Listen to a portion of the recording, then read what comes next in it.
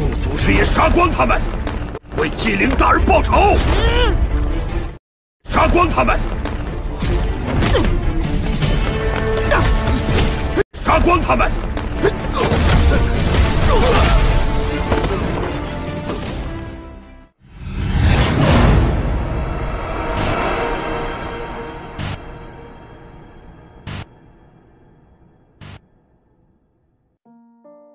！Pada saat ini, si kecil sudah merasa gugup dan bersemangat, dan bahkan ada sedikit ketakutan. Dia rindu kampung halaman, dan tidak tahu bagaimana kabar Stone Village baru-baru ini. Dia pergi bersama King Feng ketika dia berusia 8,5 tahun. Pelatihan dan perjalanannya menghabiskan waktu sekitar 8 hingga 9 bulan, dan setelah bergabung dengan Heaven Mending Pavilion, waktu dengan cepat berlalu. Akibatnya, dia sudah pergi selama 2 tahun. Semuanya terasa seperti baru kemarin ketika dia menjarah sarang burung dan dikejar oleh bibi elang sisik hijau bersama kelompok Ermeng dan Pihu. Ada juga saat mereka berburu bersama, memetik obat-obatan tua, menangkap binatang buas muda, dan masih banyak lagi. Terlalu banyak peristiwa yang menyenangkan untuk dikenang.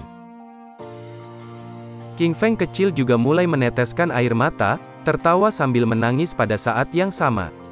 Meskipun dia hanya tinggal di sini selama 1 atau 2 tahun, tahun-tahun itu dipenuhi dengan kebahagiaan.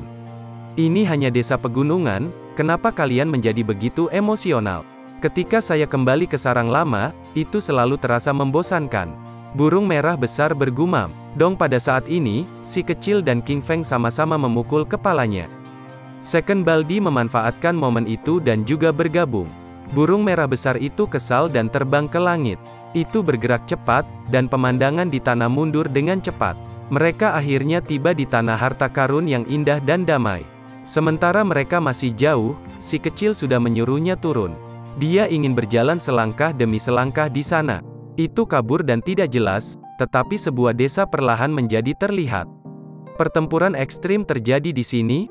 Kalian dapat melihat bahwa batu raksasa ini bahkan terbelah, kata burung merah besar.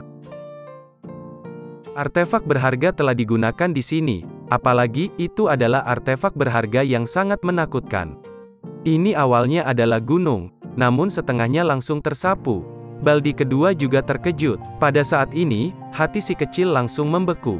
Pikirannya gemetar dan tinjunya terkepal, dia sangat ketakutan. Setelah pergi selama sekitar 2 tahun, apa yang terjadi dengan desa batu?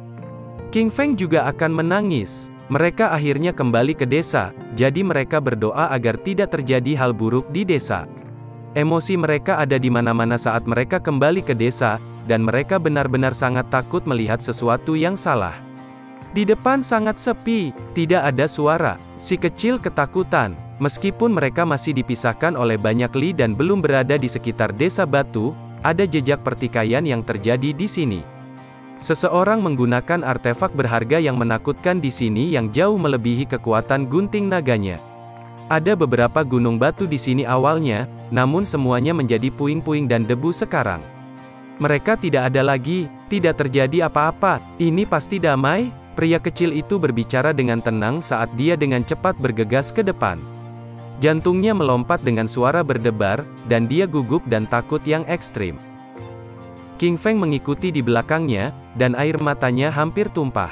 Ketika Hairibol mencapai titik ini, itu juga akrab dengan sekitarnya. Setelah berubah menjadi seberkas cahaya, ia melesat melintasi rumput dan langsung menuju tempat itu. Setelah berlari beberapa li, mereka akhirnya mendekat. Si kecil tiba-tiba berhenti. Dia tidak tahan lagi, dan air mata mengalir di wajahnya. Sesaat kemudian, King Feng dan yang lainnya menyusul. Mereka berdiri di sisinya, dan dapat melihat desa di kejauhan. Desa batu aman, pria kecil itu diam-diam menyeka air matanya.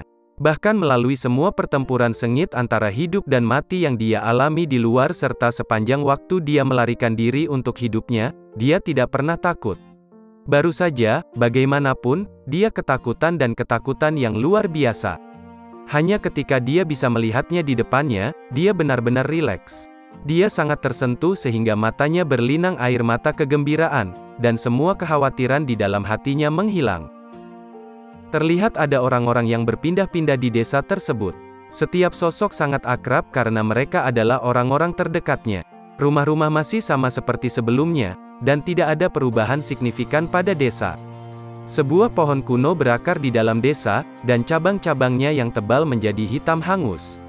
Itu sebelumnya disambar petir, tetapi saat ini, ada area di mana kulit kayu tua jatuh yang membawa vitalitas. Di atas kayu yang disambar petir itu, sekarang ada puluhan cabang hijau subur yang memancarkan cahaya lembut. Tampaknya mirip dengan rantai surgawi dari penciptaan dunia yang bertahan dari tahun-tahun kuno.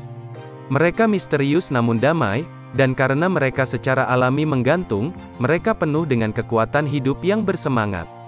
Dengan Dewa Willow di sini, selama itu diam dengan damai, tidak ada yang akan terjadi pada desa batu. Baru saja, dia khawatir, tetapi siksaan batin kelompok itu semuanya telah ditimbulkan sendiri. Mereka terlalu lelah, dan pikiran mereka lelah. Mereka akhirnya pulang. Si kecil dan King Feng sama-sama tersenyum bahagia, tetapi mata mereka jelas berlinang air mata. Setelah mengalami bencana yang begitu besar, mereka dapat kembali ke sisi orang-orang terdekat mereka. Kekhawatiran mereka semua menghilang, dan mereka dipenuhi dengan kebahagiaan. Pada saat ini, mata Second Baldi menatap kosong. Itu menatap pohon willow dan mulai mengembangkan rasa intimidasi di perutnya. Itu sangat ketakutan. Botak kedua, untuk apa kamu gemetar? Kau benar-benar membuatku malu. Merah besar memberinya tamparan. Pada saat ini, burung merah besar juga merasa ada yang tidak beres. Hati-hati merasa tentang, meskipun pohon kuno itu menguntungkan dan damai, itu penuh dengan cahaya lembut. Itu membuat burung merah besar merasa hormat, dan tidak lagi berani bertindak begitu tidak terkendali di sini. Latar belakang seperti apa yang dimilikinya? Itu adalah roh penjaga desa kami. Ini melindungi desa batu kami, memastikan perdamaian. Kami memberikan pengorbanan dan rasa hormat kami di sini, kata si kecil. Apa? Roh penjaga desa kecil? Mata Baldi kedua hampir keluar. Itu menjadi lebih ketakutan. Desa macam apa yang pantas mendapatkan perlindungan dari dewa yang begitu besar? Untuk menjadi roh penjaga negeri ini, bukankah itu terlalu menakutkan? Baldi kedua melihat ke depannya, lalu menatap si kecil. Rasanya semakin bingung sebelum akhirnya tenang. Ini masuk akal, hanya jenis tempat yang tidak bisa dipahami ini yang akan menghasilkan anak buas yang bisa mengejar Zujian dan naga bertanduk. Sampah macam apa yang kamu bicarakan? Si kecil senang saat dia meliriknya. Dia tahu bahwa botak kedua dan burung merah besar itu ketakutan. Tepat pada saat ini, suara burung terdengar. Cahaya ungu berkedip di dalam desa, dan seekor burung sepanjang 6 hingga 7 meter dengan cepat terbang sebelum turun. Adik kecil, kamu kembali. Burung berwarna ungu berbicara. Sisik di seluruh tubuhnya benar-benar ungu, dan mereka sangat cemerlang. Sepertinya kabut naik, membuatnya tampak sangat misterius. Segera setelah itu, seekor burung besar berwarna emas samar muncul. Ada burung hijau lain yang juga terbang, dan mereka semua berkedip dengan cahaya suci. Mereka sangat bahagia dan akrab saat mereka berkumpul di depan si kecil dan King Feng. King Feng jauh lebih kurus sekarang, tetapi telah tumbuh sedikit lebih tinggi. Si kecil masih sangat cantik. Sekarang dia berusia 10 tahun, kita harus memanggilnya dengan nama aslinya. Kedua anak ini tumbuh lebih tinggi, menjadi lebih kuat dan lebih kuat. Mereka bisa menikah sekarang. Kelompok air liur bibi besar terbang kemana-mana. Mereka menarik kedua anak itu ke arah mereka dan membom mereka dengan gosip yang sepertinya tidak pernah berakhir.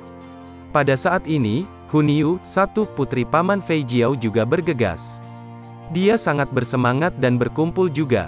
Dia meraih pria kecil dan lengan baju King Feng dan mulai mengobrol terus-menerus. Dia bertanya tentang semua jenis hal, dan sangat bersemangat. Si kecil berkata bahwa Hunyu dan yang lainnya menjadi lebih gemuk, dan kemudian dikejar dan dipukuli oleh gadis-gadis ini. Hanya setelah dia menutupi kepalanya dan berlari seperti tikus, dia akhirnya membebaskan diri dari bibi yang menakutkan. Kepala kakek, setelah membobol desa, si kecil hampir bertabrakan dengan sekelompok tetua. Dia dengan cepat menghentikan dirinya sendiri dan memberikan kesopanan yang tepat. Matanya memerah, karena jelas bahwa para tetua ini menumbuhkan lebih banyak rambut putih dan semakin menua.